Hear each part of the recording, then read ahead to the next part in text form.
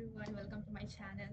So yeah, जैसे कि आप लोग जानते हैं कि मतलब मैंने अपना चैनल स्टार्ट किया था जनवरी में आई गेस, बट फिर मैं कंसिस्टेंट उसमें नहीं रही क्योंकि मुझे लगा कि इट्स अ टाइम वेस्ट और समथिंग। बट मैंने उसको सेल्फ रिफ्लेक्शन के लिए बनाया था चैनल।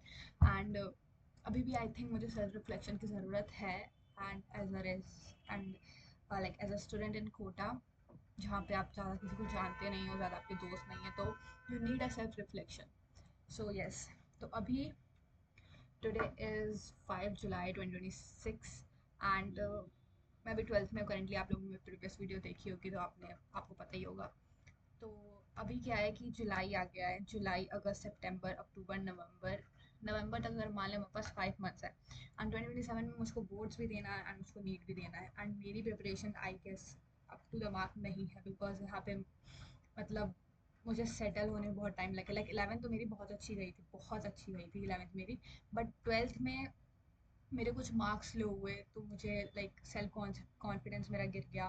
एंड फिर मैं बहुत ज़्यादा ओवर थिंक करने लगी, बहुत ज़्यादा नेगेटिव थिंकिंग करने लगी, जिसकी वजह से मेरा काम जो है छूटता गया छूटता गया छूटता गया, बैकलॉग्स बनते गए। लाइक ऐसा नहीं कि मुझको नहीं आता, बट मेरी क्वेश्चन प्रैक्टिस बहुत बहुत बहुत कम है अभी। क्वेश्चन प्रैक्टिस लाइक नोट्स मैं पढ़ लेती हूँ और ये भी। एंड फिर मेरे साथ ऐसा होने लगा कि जो भी एग्ज़ाम होता था उसके पहले मुझको लाइक एनजाइटी होने लगती थी एंड मैं उसके एक दिन पहले कुछ भी नहीं पढ़ पाती थी, कुछ भी रिवाइज नहीं कर पाती थी एंड ऐसे ही चली जाती थी देने। फिर भी मतलब मेरे मार्क्स अभी मैं बताऊँ तो 600 के अराउंड आते हैं। बट लाइक 11 में मेरे मार्क्स 670 680 690 ऐसे ऐसे आते थे। बट अभी जो है 600 के अराउंड मेरे मार्क्स आने लगे हैं एंड बहुत कम है। एंड फिर मुझको टेंशन तो होती है कि क्या होगा मेरा। बट अभी भी हमारे पास 5 मंथ्स हैं देखा जाए तो। एंड नीट के लिए अभी हमारे पास कितने मंथ्स हैं? 6 7 8 9 10 10 मंथ्स है। तो yeah we can do this. And फिर मुझे इसके साथ साथ बोर्ड्स भी देना है and I have to do this anyhow. So यार, सेल्फ रिफ्लेक्शन के लिए अब मैं रेगुलरली वीडियोस डालूंगी अपने चैनल पे। सो अभी हमारे पास कितना टाइम है?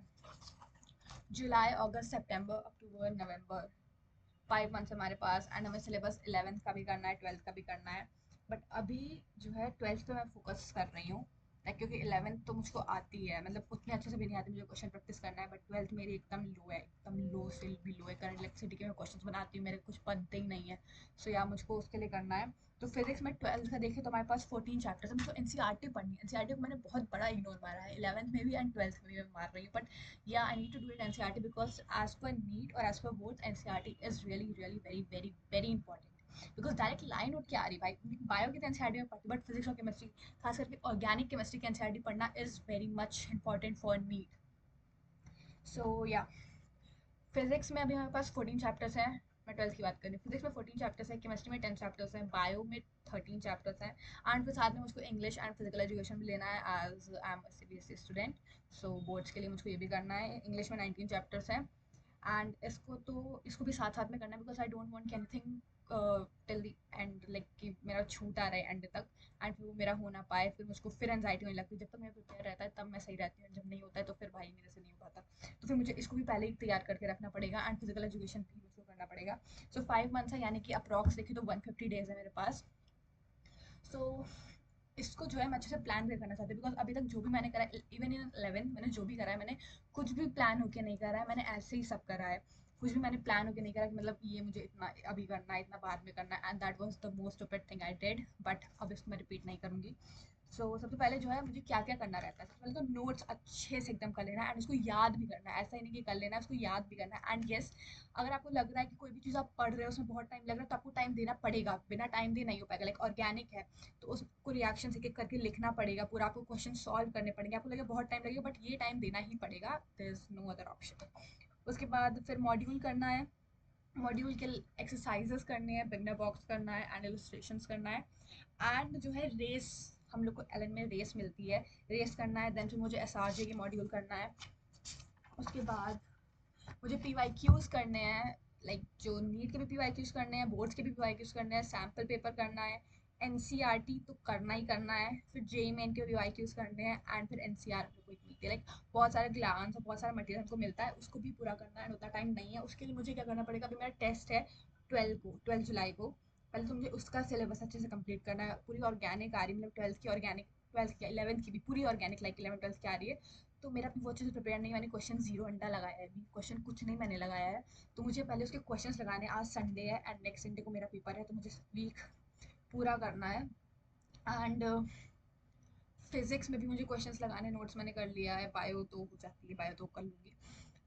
सो या अभी तो इतना करना है। एंड फिर मैंने एक 10 आवर स्टडी रूटीन बनाया है कि 10 घंटे तो मिनिमम पढ़ने ही पढ़ने हैं। एंड मैं आपके साथ शेयर भी करूँगी कि मैंने मतलब क्या क्या करा है, कितना करा है, कितने घंटे पढ़े, कितने घंटे मैंने फ़ोन चलाया है, वेस्ट करा है कितना टाइम फ़ोन, लाइक बीच में मैं फ़ोन बहुत चलाने लगी जब मैं डिप्रेस्ड थी। तो फिर मतलब मेरे कुछ करने का मन नहीं करा तो मैं फ़ोन ही चलाने लगती थी, तो रील स्क्रॉल करने लगती थी, यूट्यूब यूट्यूब यूट्यूब तो एकदम मतलब यूट्यूब है अच्छे रिसोर्स है अगर आपको अच्छे से यूटिलाइज कर पा रहे हो, वरना फिर टाइम आपका बहुत वेस्ट हो जाता है। आपको लगता है आप इंस्टा पे नहीं हो, स्नैपचैट पे नहीं हो, कहीं भी नहीं हो, तो आप बहुत अच्छे से करो, बट नहीं, यूट्यूब तो आप टाइम वेस्ट ही है ना।